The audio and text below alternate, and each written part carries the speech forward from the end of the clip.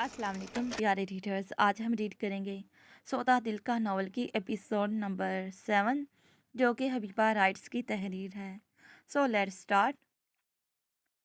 प्यारे readers, please channel को subscribe और वीडियो को ज़रूर लाइक कर दीजिएगा। अल्लाह का वास्ता आज न नहीं, आज छोड़ दो मुझे। यका कमरे का दरवाज़ा खुला था, जिस पर आने वाले हवेले को देखकर वो डर से कांपते पीछे दीवार के साथ लगते बोली, निगाहें तुम्हारी भूल है कि आज तुम मेरी मजबूत पनाहगाहों से बच पाओगी। सामने वाला जो भी था वह मकरूह हंसी हंसते हुए उसकी जानिब बढ़ा और उसे कंधों से दबोचकर सीधा पेट पर पटका था, जबकि वो उस दौरान अपने पेट को पकड़ते कराह कर रह गई। नकाहत इतनी थी कि अपने तहफ़्फ़ुज़ में अपनी इज्जत की हिफाजत के लिए वो चाहकर भी कुछ नहीं कर पा रही थी। वजह जाने वो कितने दिन से यूं ही भूखी प्यासी इसी कमरे में बंद थी, जहां से भागने की कोशिश में सिर्फ एक भयानक सजा मिलती।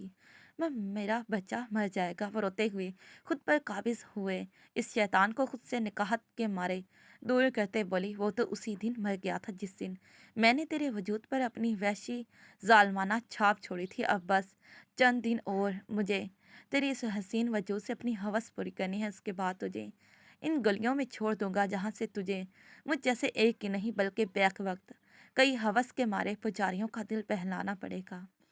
वह मकरू कहका लगाते हाथों में पकड़ी सिगरेट को उसकी गर्दन पर बेरहमी से मसलते हुए बोला, तो ऐसे चुप नहीं करेगी, रुक जरा। वो उसकी चीखों पुकार से तंगाकर उकताते हुए बोला। उसका चीखना पुकारना और एहतजाज करना उसके काम में रुकावट पैदा कर रहा था। फिर अचानक से वो अपने कोट की पॉकेट को टटोलते हुए बोला और एक सुई उसकी गर्दन के ऐन थोड़ा कंधे के करीब इस सुई को बेदर्दी से उसके वजूद में पेवस्त कर दिया, जिससे उस मजलूम की आह पुकार इस कमरे की दरो दीवार को चीरती चारों ओर गूंज गई। वो एक ड्रग्स थे, ऐसे महलक ड्रग्स जिनसे इंसान होश में तो रहता है, लेकिन अपने इर्द गिर्द जो कुछ भी हो रहा होता है इसे वो चाहकर भी नहीं रोक पाता। उसका वजूद किसी भी किस्म की हरकत करने से इनकारी हो जाता है, बस खामोश निगाहों से अपने इर्द गिर्द के माहौल को बेबसी से देखता रहता है। और आज वो मासूम मजलूम लड़की निगाहें बेबसी से खुद को बेआबरू होते देख रही थी। उसकी बेबसी जब इंतहा को छुई तो उसकी बेबसी की सूरत में उसके आंसू पलकों की बाढ़ तोड़कर उसके आंखों से बह निकले थे। आज फिर उसे बेआबरू किया गया, आज फिर उसकी इज्जत को बुरे तरीके से मजरूह कर दिया गया था। वह शैतान अपनी हवस पूरी करने के बाद उससे दूर हुआ और उसे यूं ही बरहना छोड़कर कमरे के दरवाजे को खोलता बाहर निकल गया, जबकि वो आंखों में बेबसी सजाए इस शैतान की पीठ को देखती रह गई, जिसने जाने कितनी रातें और दिन उसके वजूद को वहशी दरिंदों की तरह नोचना था। जबकि इस दौरान इसने कई दुआएं कर डाली थी अपने रब से कि वो एक बार उसे इस दलदल से रिहाई दिला दे, काश सिर्फ एक बार। मिस्टर इकराम खानजादा, कैसे हैं आप? उसने उसको देखते खुशी से आगे बढ़कर उसके गले लगते पूछा। ये एक बड़े ही वसी पैमाने पर रखी जाने वाली तकरीब थी, जहाँ पर यह मिलना मिलाना सब आम था। इस इवेंट में बड़े बड़े क्लासिक बिजनेसमैन और अपने आला ओहदे और रुतबे के सियासी लोग भी मदऊ थे, क्योंकि इफ्तार खान ना सिर्फ सियासत में दिलचस्पी रखते थे बल्कि बिजनेस की दुनिया में इनका अपना एक अलग थलग मुकाम था। वो जब हॉल के एंट्रेंस में दाखिल हुए तो शायना, जो ख़ास उनके इस्तकबाल के लिए वहाँ पर खड़ी थी, उसने इकराम के बाद उसके साथ जुड़े उसके बहन भाइयों का भी पुरतपाक अंदाज में इस्तकबाल करते हुए उनको खुश आमदीद कहा और फिर उन्हें अपनी मैयत में साथ लेते हुए आगे बढ़ गई। यार आरिस, अनायसा कहाँ रह गई? उसने देखा अनायसा उनके साथ नहीं थी। फिर यह ख्याल करते ही उसकी गैर मौजूदगी को नज़रअंदाज कर दिया कि शायद वो पीछे आ रही होगी। जब वो काफ़ी देर से उसे नज़र नहीं आई तो उसने आरिस की तरफ देखते फिक्रमंदी से पूछा, भैया आप चले, मैं देखता हूँ। इकराम के पूछने पर जब उसने अपनी इर्द गिर्द देखा तो वाकई में उसे कहीं नज़र नहीं आई। उसका दिल एकदम से घबराया। दिल में बेसाख्ता उसकी सलामती के लिए दुआ की और इकराम को अंदर चलने का कहकर खुद उल्टे कदमों वापस पलट गया। अहमद, आप? वो जो कब्र में अपने मायके से लाए गए कपड़ों को सेट कर रही थी। अहमद के पीछे से हक करने पर बुखलाकर उसके सीने पर हाथ रखते उसकी तरफ मुड़ी और हाथों का दबाव डालकर उसे पीछे हटाना चाहा। आप कब आए ऑफिस से? वो बात बदलने के वास्ते बोली, ताकि उसका ध्यान इस पर से हट जाए।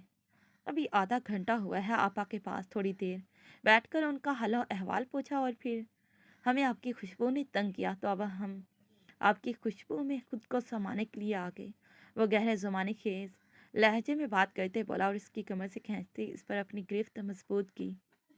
अहमद, वो हमारी अम्मी जान से बात करवा दें। आपा बता रही थी अब्बू जान की तबीयत भी ठीक नहीं। हमें बात करनी है उनसे, वो डरते झिझकते हुए बोली।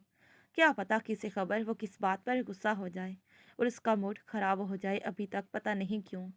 वो उसकी धूप छांव से मिजाज को समझ नहीं पाई। सब कर लेना, अभी फिलहाल तो खुद को मेरे हवाले कर दो। उस पर अपनी गिरफ्त जमाता भारी गंभीर आवाज में बोला। तब पर उसने कुछ कहना चाहा पर कुछ कहते कहते रुक गई। उसकी कमर में चुभती उसकी सख्त गिरफ्त ने उसे बुरी तरह से तड़पा दिया। उसके बाद उसे मजीद कुछ कहने की इजाज़त न दी अहमद ने। उसकी गिरफ्त उस बात का इशारा थी कि वो उसके सामने जितनी बार बहस करेगी वो उतनी ही बार उसे अपने जानलेवा लफ्ज़ की शिद्दत से तड़पाएगा। वो उसके कंधे पर सरकते लव भेज गई। क्यों ना आज हम किसी अच्छे से होटल में अपना फर्स्ट कैंडल लाइट डिनर करने चलते हैं। वो अपनी मनमानियाँ करने के बाद पीछे हटा तो इसका शर्म से लाल भभका चेहरा अपने हाथों में थामकर मोहब्बत से मखमूल लहजे में बोला। जज जैसे आप चाहें। वो शर्म से लाल हुई अपनी नज़रें झुकाकर धीमे लहजे में बोली। आंखें शर्म से बोझल भारी हो रही थी, उसके सामने पलकों की बाढ़ उठाने से कासिर थी। हम तैयार होकर आते हैं, गैर महसूस अंदाज में उसकी गिरफ्त से खुद को आज़ाद करवाते शर्मिंदी लहजे में बोली। मैं नीचे तुम्हारा वेट कर रहा हूँ, जल्दी से आ जाना।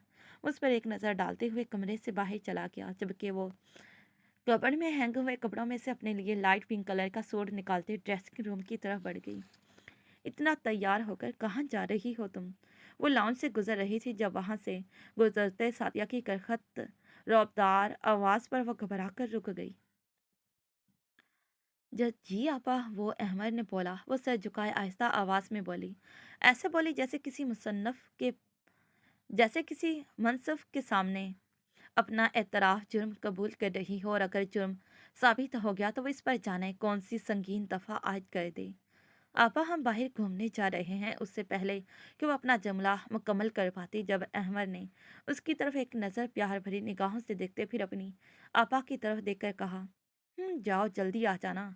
सुना है बहावलपुर के किसी नवाही इलाके में आज काफ़ी हड़ताल हुई है, बात दंगे फसाद तक पहुंच चुकी है, इसलिए ध्यान रखना, जल्दी आना। वो मिनटों में कहाँ की बात कहाँ से जोड़कर बोली। शायद उन्हें जोनी का यूं अहमद के साथ जाना पसंद ना आया हो, इसीलिए तो अपने पास से इनको मनगढ़ंत कहानियां सुना रही थी। कोशिश करेंगे जल्दी आ जाएंगे, अगर आपकी इजाज़त हो तो हम चले जाएं क्या?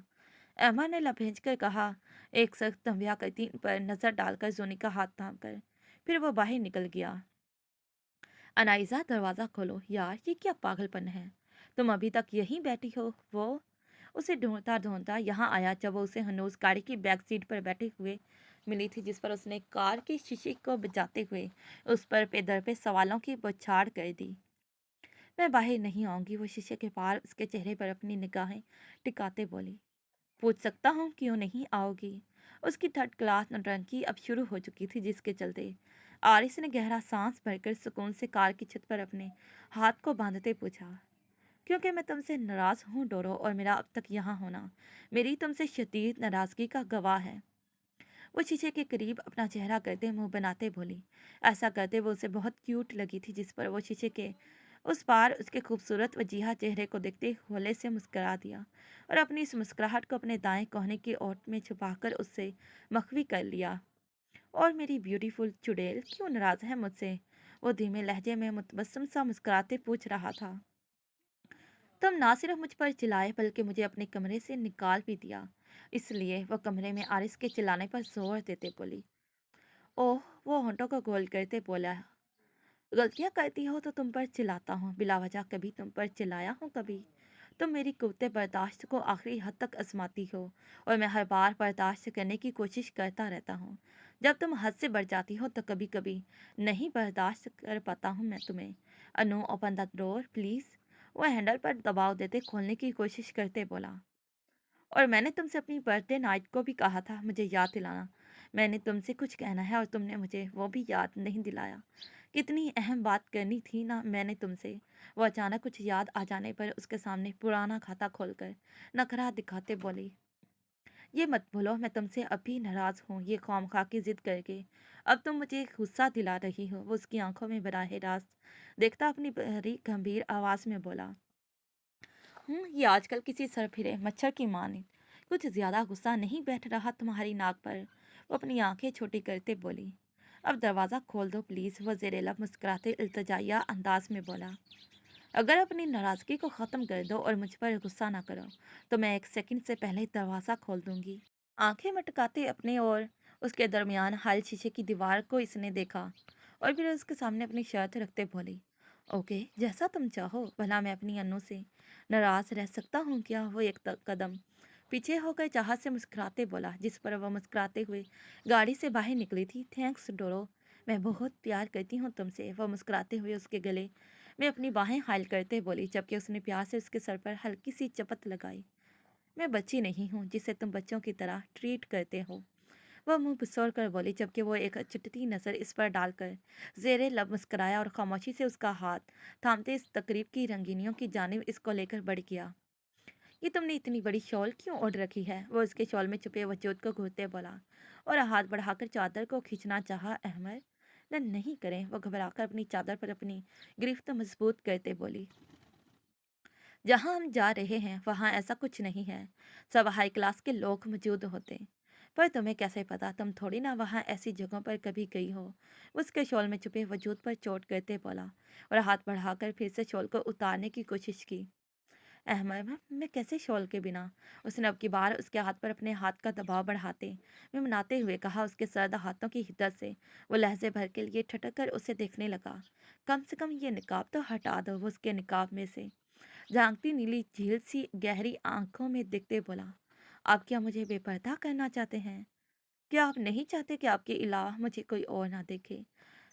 وہ اس کی محویت پر دیکھنے پر خود میں سمٹتے ہمت کرتے خفکی سے دکھتی بولی۔ اس کے انداز میں کچھ تو ایسا تھا جس نے اسے چند پل کے لیے ساکت کر دیا۔ اچھا کیا بتا دیا کرنا، جب بھی میں ایسی کوئی بیوقوفی کی حرکت کروں، غلط کر رہا تھا میں، تم صرف میری ہو، تمہارے اس پردے کے پیچھے چھپے حسین حسن کو دیکھنے کا حق صرف مجھے ہے اور کسی دوسرے تیسرے شخص کو نہیں۔ چلو آپ چلتے ہیں نیچے۔ وہ اس کے ماتھے پر اپنے لب رکھ کر پیار کرتے سائڈ پر ہوا اور اس کا نرم گداز ہاتھ اپنے ہاتھوں کی گرفت میں لے کر دبایا اور گاڑی سے اتر کر دوسری سائڈ سے بڑے ہی احترام، عزت اور چاہ سے گاڑی کا دروازہ کھول کر اسے باہر نکالا اور پھر وہ دونوں ایک دوسرے کے ہم قدم چلتے اس جگہ کے مشہور 5 اسٹار ہوٹل میں چلے گئے۔ احمد نے زنیشا کے پردے کے خیال سے ڈنر کے لیے ایک پرائیویٹ ٹیبل ریزرو کروایا۔ اس کا موڈ اچھا تھا، جس کے چلتے باتوں ہی باتوں میں احمد نے اپنے موبائل پر کال ملا کر اس کے گھر والوں سے بات بھی کروا ڈالی اور پھر ڈنر کرنے کے بعد ان کی ہلکی پھلکی باتوں کے دوران ان کا یہ ایک یادگار کینڈل لائٹ ڈنر اختتام کو پہنچا۔ زنیشا کے لیے احمد کو سمجھنا مشکل ضرور تھا لیکن ناممکن نہیں۔ اس نے سوچا وہ کوشش کر کے آہستہ آہستہ سے ہی صحیح وہ احمد کو اپنی من مرضی کے مطابق ڈھال سکتی تھی۔ جاری ہے ڈیئر ریڈر، یہ ریئل سٹوری بیسڈ کہانی ہے، اس میں ایسے سین پڑھنے کو تو ملیں گے لیکن کوئی کلیم نہ کرے مجھ سے، اپنی طرف سے پوری کوشش کروں گی کہ مناسب سین لکھوں، پر کچھ زیادہ لکھ لیا ہو تو پیشگی معذرت۔ اور آپ سب کو ایپیسوڈ کیسی لگی مجھے اپنی قیمتی رائے سے آگاہ کرنا نہ بھولیے گا۔ پھر ملتی ہوں میں آپ سے انشاءاللہ اپنے نئے سفر کے ساتھ، تب تک کے لیے اللہ تعالی ہم سب کا حامی و ناصر رہے، ہمیشہ خوش رہیں اور خوشیاں بانٹے۔ جزاک اللہ۔